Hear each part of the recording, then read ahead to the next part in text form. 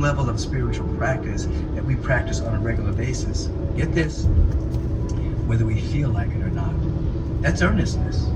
Earnestness means I wake up and do my devotion. I wake up and do my practice. I wake up and I enter into a state of meditation. I wake up and I do my study. I wake up and I have a degree of fellowship with like-minded people in spiritual community. We have a level of earnestness because there will be moments in our humanness where we just won't feel like it. It's not a good day. We don't feel like it. The mind is cloudy. The body is tired. The emotions are raw. We don't feel like it. But earnestness makes us do a modicum of our spiritual practice anyway. Think of yourself perhaps as an Olympic champion.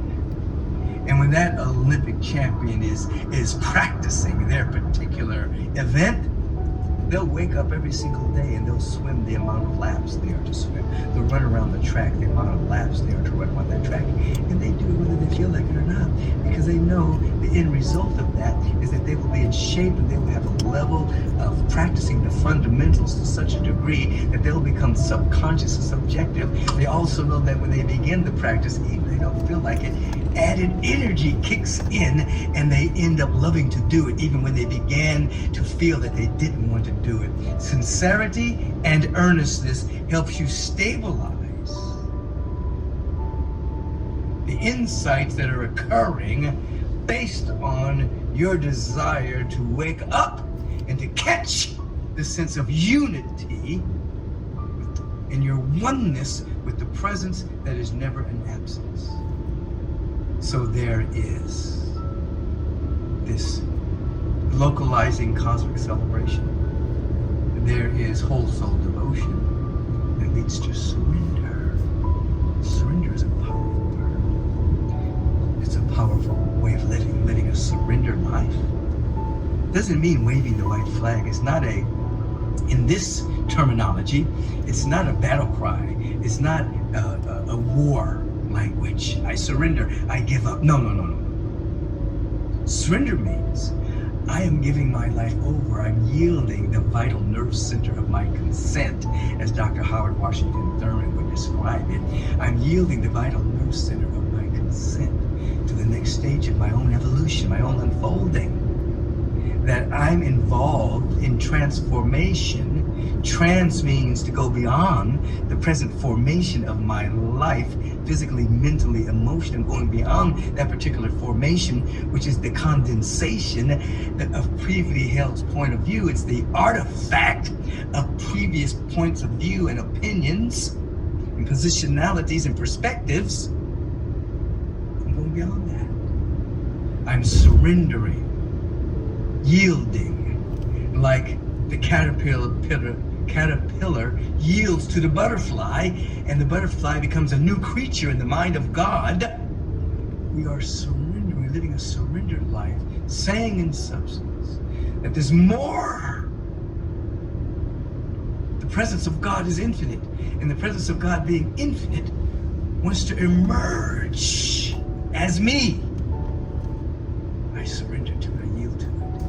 Now, of course, we bump up against the dynamic of the egoic perception that does not know the difference between enlightenment and annihilation. Because the egoic perception does not tarry with the unknown. It doesn't live in the unknown. It's afraid of the unknown. However, we on our spiritual path, celebrating, coming into localizing the cosmic celebration, coming into a deep sense of devotion, and surrendering, living a surrendered life. The unknown is our friend. The unknown carries such goodies because it's outside of our present paradigm. Our present paradigm, we know our present paradigm. We take our cue from our present paradigm, but it's outside of our present paradigm, our present way of thinking, that the infinite nature of God gets to come and express through us in a most powerful, magnificent, majestic, and beautiful way. And so surrender, we start to love the word surrender. I'm yielding the vital nerve center of my consent to that which is within me that I don't even have words for. is beyond my wildest imaginings, but it is magnificent. It is beautiful. Why? Because the presence of God is the same yesterday, today, and forever. And the presence of God never contradicts nor compromises its own nature. It doesn't change up on itself. It is beyond the human concept of good.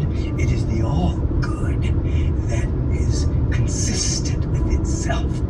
And so the unknown carries more and more and more and more and more of that which is of the all good that is seeking to emerge through you and through me in our life, in our relationship, in our business enterprises, and all the things that we would be about to activate. What? Our potential, which is that fourth dynamic. Remember, we're here to localize a cosmic celebration. We're here to invite ourselves into a whole soul devotion to this presence that's closer than our breathing and nearer than our hands and feet, more real than the very chairs we're sitting on, with a great degree of sincerity and earnestness. We're here to live a surrendered life that allows us to understand what Meister Eckhart meant, the great mystic, when he said that I see God through the same eye that God sees me. That great surrender allows the depth of unity to take hold and be active in us. And then we live to activate our potential. Do you know how important this is? That means we wake up in the morning, go to bed at night with a desire to have the latent potential be activated. And that governs your intention. It governs the thoughts that you obtain in your awareness. Remember, we don't just think thoughts, we obtain thoughts. We obtain thoughts from the sea of mental garbage, which are thought forms emerging from humans who have a sense of separation, or we obtain thoughts from the mind of God, which is called inspiration. When we're seeking to activate potential, we become available to obtain thoughts called inspiration. The presence of God is thinking through us. We're inspired. We go beyond the three dimensions.